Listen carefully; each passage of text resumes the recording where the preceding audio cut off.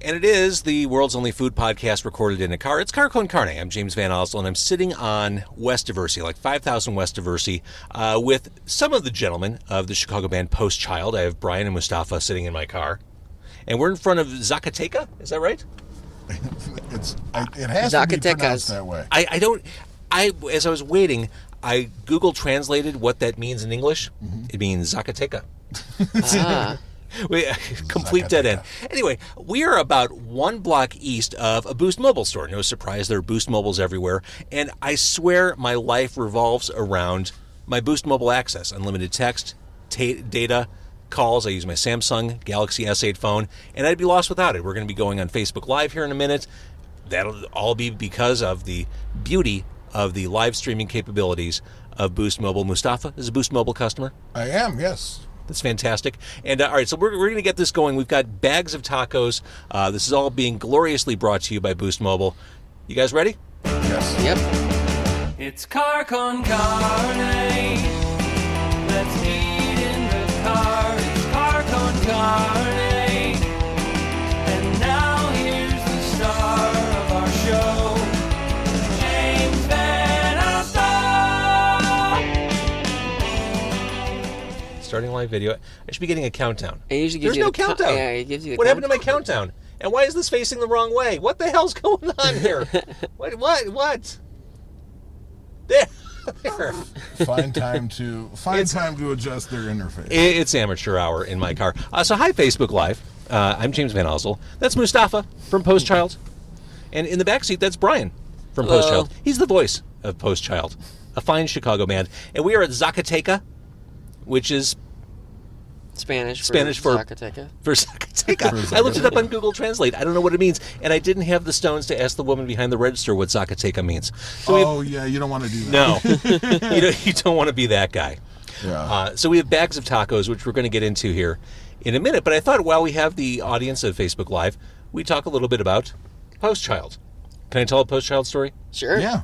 Okay, so about a year and a half ago, I found out that I was going to take over a brand new local music show on 101 WKQX called Demo 312. My first time doing a local music show in years on Chicago radio. And I nervously waited for music to tumble in. You know, whenever you start something new, no one knows about it. It's hard to get the word out. You never know if you're going to get a lot of response, what kind of response you're going to get. So we put out the message, hey, submit your stuff to the show. We want to play local bands on the radio. One of the first things I got was from Post Child. In fact... Yeah, there you go. In fact, it was one of the first things that really connected with me. I played you guys on my very first show on May 1st, 2016. Cool. A song called Post Sex, which this song is stuck in my head now for a year and a half. Fake Sex. Fake Sex, sorry. Your Yes. Post Child, Fake Yes, Sex, yeah. Mm-hmm.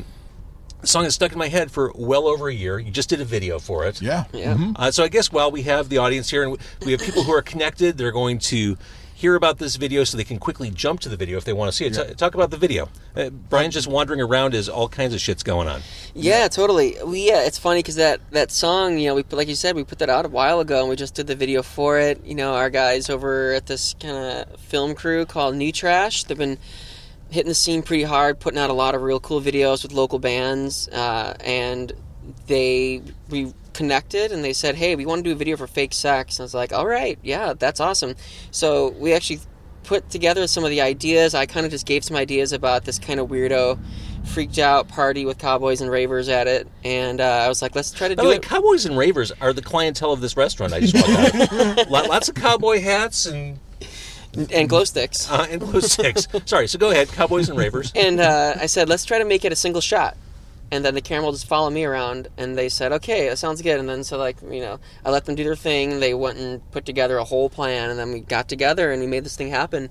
Filmed the whole thing at Kildare. We're finally amongst the elite that have filmed the music video at Kildare Studios. Yeah, there's so many videos. Meatwave did a video there. The New Trash guys just did a video for the Peekaboos that shot there. It's awesome. Elephant Gun did a really cool video there. That's right. Yeah.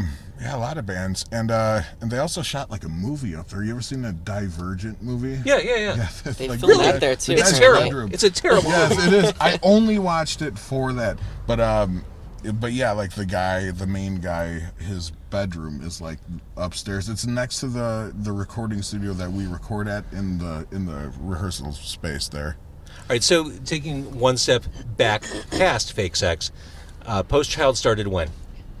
Post Child started in like 2010. After it started, like a previous band of mine had kind of broken up, and I moved out of Chicago. I actually moved out of the country, and I started playing music as Post Child. This is kind of like a new project, and so then after the previous band had broken up, I was like, well, now I'm just going to do Post Child full time as my band, and it just kind of started going from there, and people started joining, and now it's like this whole project that we got Mustafa in it, we got Jared in it, we got Victor in it, and we got some real cool guys that are, really road tested and great musicians. So it's cool to be here. It's been around for like 5 years. And some of the guys that were in the band too were also like awesome musicians too.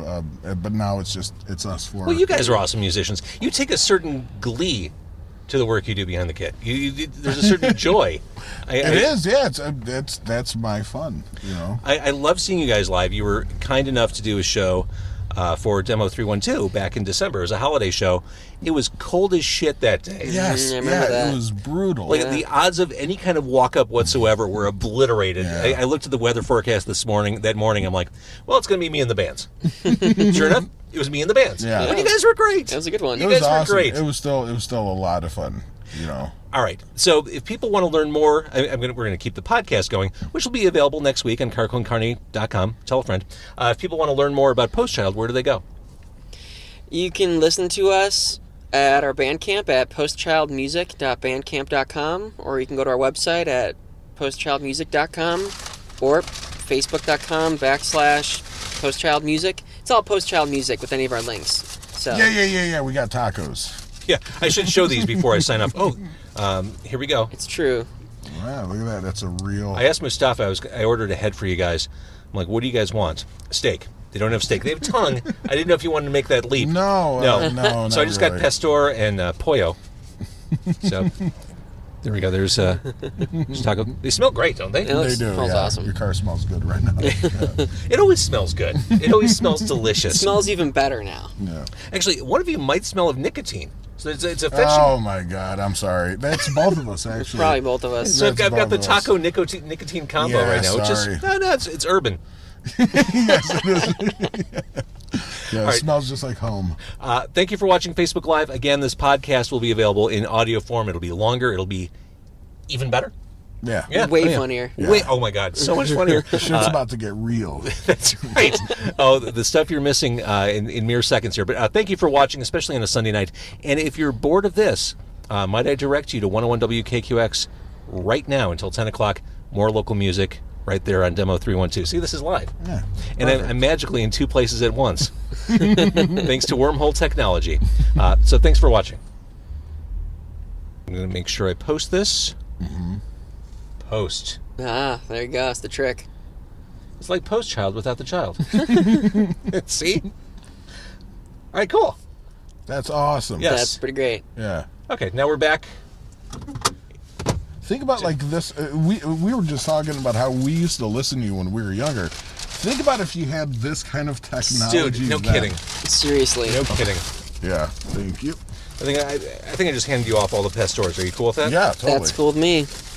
All right, so we're recording the podcast, and we're about to dig into the tacos. These are textbook, authentic Heck yeah. Mexican tacos. The tiny corn tortillas. There's cilantro, onion, and the marinated meat. Yeah. Mm-hmm. Oh man, this looks great. It smells wonderful. Yeah. Where did you originally suggest we go tonight? There's this place. I don't even remember what it was called, but it used to be called something else, and it was right next to the like a block away from the practice space, and it was connected to like a supermarket. It was awesome. It was like a little bit more, like a couple bucks more for like a burrito than you would get normally like anywhere else, but it was totally worth it. And then they closed down and reopened, and so I wanted to see if it still like held that, that title for me. Those burritos were great. You actually directed me there once that one time. And then they give you like the fried onion. Yeah, it's pretty sweet. Yeah, it was real good. Yeah. For small tacos, There's a substantial amount of meat in them. I know. These things are huge. I mean, it's mainly meat. And this is really dense. Yeah. And so, Bryan, you left the country. How had the scene changed from when you left Chicago to when you came back? Was it everything the same? Did you just pick up where you left off, or were things weirder, better? I learned a couple of lessons because I had moved to the UK, and I was playing music out there, but I was also going to school. And when I was living and playing out there, you go through a lot of like booking companies, right? Small groups, and smaller, larger, usually just a couple dudes doing their thing. So when I came back to Chicago, I had I noticed one thing, that there's definitely way more bands, but at the same time, the quality of some of these bands had just gotten real good. There was just really good music happening. The kind of punk rock scene was really, really moving forward in a good way. It was really exciting to be a part of that. And then, so this was like, I would say 2012, I think, maybe at this point, when we kind of moved back, when I moved back to Chicago and started doing Post Child here, like 2011, 2012. And it was cool. I learned how to book shows in a way better way, instead of just randomly emailing people and just talking and creating that relationship that I think is really important to have from the city. Everything. Yeah, you actually I know the people that I get to book shows with now, and it's cool. It's not just this kind of thing I'm trying to play a show and they're trying to put together a show. We know each other. They come out, they enjoy the band, so it's cool. Let's talk a little bit about the album. You put out the album this year. Tell me about that process. Oh man. Leading question. We had written this album in 2015, 14, something like that, and then we were getting ready to record it. So the songs were ready to go years ago. Okay. I write a lot of music, and generally, by the time an album's ready to go, the song might be already kind of old. At least to me. We might not be playing it live, but we had gone through a bit of a lineup change, which kind of slowed down the whole process. And then when we finally got around to recording, it was a longer mixing process and doing overdubs and things, because we were recording with Joe Gack from Meatwave. He has a pretty good tour schedule going right now for the past couple of years, and so letting him do his thing. We had a good amount of time to really sit on it and make it sound the best we could. So, recorded at the end of 2015, put it at the beginning of 2017, which also now gives us a lot of time to really hone those songs and put on a good live show and write new songs. So our live show now is you play these songs, you play some new songs, you play some old songs, and it's been fun. And musically, I mean, what I like about Post Child, it's this connective tissue from both 90s indie sounds, stuff like Pavement, and then grungier stuff, to a lot of contemporary. It's a nice evolving of sounds that a lot of us grew up with into the modern day. Am I off base? No, that's you're perfect. Right. I was before I joined the band. I was a fill-in, because their previous drummer was in another band, and he was always busy. He was doing stuff with his other band. You probably know him, My Gold Mask. Oh yeah, of course. Yeah, James was in that band, and I was I agreed to do it, and I remember thinking, I was every song of their songs reminded me of a song, but I couldn't place it. I was but during the there's a familiar, comforting vibe, but it's totally new. I learned I really learned how to play drums a lot, listening to Q101 and then playing along. In my bedroom and in my garage as a kid, and that's what these songs reminded me of. It reminded me of playing when I was a kid, learning the drums, figuring that stuff out, those amazing songs. Hey, how does that make you feel when you hear that, Bryan? That's awesome. In two ways. One, I mean, I grew up with that too, listening to Q101 back in the 90s, and my mom used to always. I know a lot of people who work there, so if you ever want to, tell them I said, hey, we'd love to hang out sometime. Yeah, my mom used to listen to all that stuff, listening to like Offspring and Nirvana and Weezer and Nine Inch Nails. My mom used to have Downward Spiral on CD. I remember like picking that up when I was like 9 years old or something. Like, this album's awesome. It's not okay for your 9-year-old son. Probably not, but it happened. But I think you're right when you say it kind of spans like a lot of music. During that era or whatever, like that's the stuff that we grew up on. But I thought it was funny, like in my other band, the Brotowns. Who I love. Chris. Oh, thank you. Chris in the band, he's one of the funniest dudes I know. And oh, I'm good right now, thanks.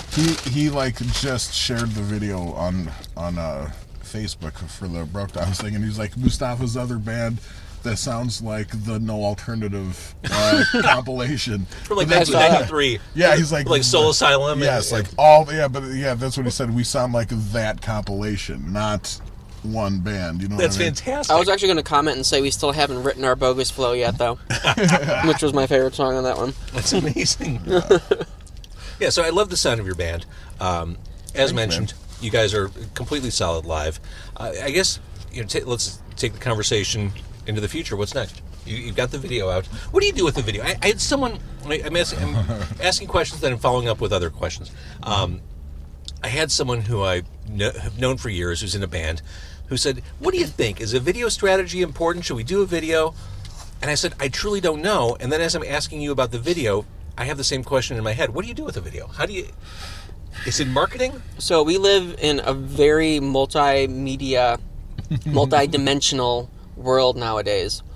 Time doesn't exist because we're always online. So visual aid, sound, interacting with your audience and them being able to comment and express their views and things, like all these things are happening simultaneously. So to me, video is like incredibly important. Sure. This is how I see it. And we've only put out a couple of videos, but it's recently that I've really come to this realization that having this kind of way to express the music, add this kind of imagery to it, is a whole new way to engage your audience. Plus, there's so many good videos that are just coming out, and because of technology, I mean, like you could shoot a video on your phone or iPad, right? And the barrier for entry. If you could, why not? That's so true. The barrier for entry for videos, super easy. I'm doing a radio show in my car. Yes, I mean, exactly. Technology has enabled. Could. Why don't you? Yeah, yeah.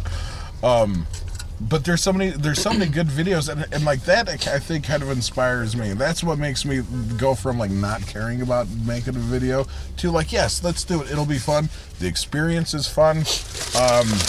This last time around with Fake Sex, we did the long shot, and that was just crazy. Like I remember when I first understood that concept, and I didn't think I'd do it, and now we're doing it. It's fun, and I think that's another reason why it's cool to do these videos, because you're like, when I was a kid, I wanted to make videos, and then I lost interest as I became like a drummer in a band and started playing more and more, and times changed. Why not? If you could do it, why not do it? And like, man, I've been watching just a bunch of videos that I used to watch as a kid, and it's like making me feel like alive again. You know what I mean? Like, oh man, that was fun. I remember I wanted to do something. Like, can I do something like that, or is it going to give me ideas of other stuff that I can do? Like, videos are fun. You guys said it. I mean, how did we start the show tonight? With a live streaming video on Facebook, right? Exactly. Yeah, people respond to that. It's they want to know who they're listening to, and actually with what's coming up next too. Speaking of video, and this is something that I've been trying to more or less kind of putting stuff together for as of late. But I've always really enjoyed when bands back in like the 90s would put out like the VHS tape. Nine Inch Nails had Closure, and Smashing Pumpkins had Viewphoria. Weezer put out one in like the 2000s that's like a half documentary, half just collection of music videos and live footage. And I want to do that with Post Child. I want to put out like a full-length video of just like all of our music videos, live footage, interviews, all this fun stuff, and have that like available so people can watch on YouTube or buy a DVD copy of it, or maybe even buy a VHS of it. I'll send you an MP4 of what we did tonight. Cool, love it. So you can add it to the collection. I'll definitely do that. It'd be great. You know what's funny though? Because of that though. Okay, now you think back to like these videos that we watched when we were younger, and like when bands just did this all the time. Like it had to have been weird then.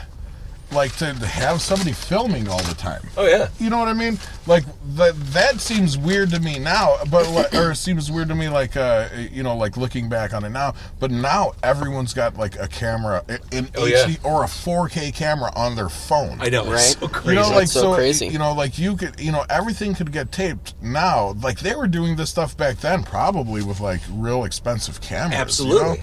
Yeah, and like I could just think about how those videos would be if they did have that technology then. Like there'd be a lot of crazy stuff that like was just there still is. There's so much stuff that was captured that we'll never see because it's like lost on some like sure. VHS tape or little the Super 8 roll somewhere in a attic right now. Like somebody somewhere has some Super 8 reel where like it's like the best Nirvana song you never heard. Is like shooting heroin or something. Like, sorry to bring it to that level. No, it's true. All that stuff definitely exists somewhere, but it's almost not even as worth going. Is it worth going back and like converting all this old footage to like digital? No. But it feels like we're on a movie set right now. We're staring at a billboard on Diversey for Glen Lerner Injury Attorneys. Yeah. It looks like a fake phone number, 222-2222. And the dude, Glen Lerner, looks like a comic book superhero secret identity. Yes. And his last name is Lerner. Yeah. That's hilarious. It looks like a fake billboard. It is. This is a movie set. Suddenly we're around the set of the new Bruce Willis Die Hard remake. Oh, there's an office across the street for Michael Truth Justice. Right. All right. So, Post-Child, we discuss where we can find you on the socials. This podcast episode will debut in mid-August. Any shows looking ahead we can plug while you're here? What do we got, Brian? Let me take a look. The next one we got is in Milwaukee in a couple weeks. Over the border. But next Chicago show, where are we at here? We're kind of like, right now we're trying to spend time getting ready to start playing more out-of-town shows. Good for you. Next big Chicago show. Do we have anything in September? Well, how about this? People listening can follow you on social media. Yeah, if you go to postchildmusic.com, But the next like official show is more or less official is October 19th at Cobra Lounge. Oh, nice. Yeah, so perfect. I gotta say, I keep forgetting that we're doing a podcast. I keep forgetting that. Like, What do you think we're doing? I think we're sitting in a car eating tacos and This is talking. great. I find that eating, like having a conversation over food, is much more relaxed. Yeah, sure. No one's standing on ceremony. There's a lot less bullshit when you're just sitting around eating tacos in a car. Yeah. Good. Well, I'm glad you feel that way. I was hoping you weren't going to say I feel like I'm on a radio show, because that would have been the opposite of what I was hoping for. Yes. No, but it's just funny because like I think I almost like revealed that like I didn't vote in the last election because I was so comfortable. God damn it! You just did. You just did. God damn it! Well, it seems like everything worked out okay, so nothing to worry about. Yeah, it was all my fault. Yep. Well, we got to blame someone. Yeah. And he's sitting shotgun right now. Yeah. All right, guys, thank you so much for jumping in the car and eating tacos and talking about your most excellent band. Oh, Thank you so much. We really appreciate it. It means a lot. I do Are love you going to guys. hit us with the bill or what's Absolutely going on? No. All guests of Car Con Carne get free tacos, Nice. which is why we're not going to say "Girl and the Goat." There's a budget, Yeah. so Yes. so the $1.95 Pastor tacos are right in that budget range. And They're nice. right where I need them to be. That's exactly what my body wanted anyway. You can say you want to go out for a nice meal, but at the end of the day, tacos and a bottle of Doritos, Yes. Right? Exactly. Yeah. done. And the tacos were good. This was good. I actually Yeah, enjoyed you know this. what? This is my first time I here. was gonna say like I saved one. I'm gonna take this one to my girlfriend, but like these are so good. I was thinking, I'm like, they're loaded with meat, so if you're a meat guy, this is a place to go to. I'm not trying to plug it, but it is so spicy I could taste the heartburn as I'm eating it. I can taste it. Yes, but that doesn't mean it's a bad thing. You No, just that's gotta- that's a victory. Yes, yeah, you're good. All right, and this podcast, this podcast in general, is sponsored by the fine folks at Boost Mobile. Thank you for listening. If you like it, if you kind of like it, tell a friend, carconcarne.com. Thanks, Post Child. Thank you. Thank you.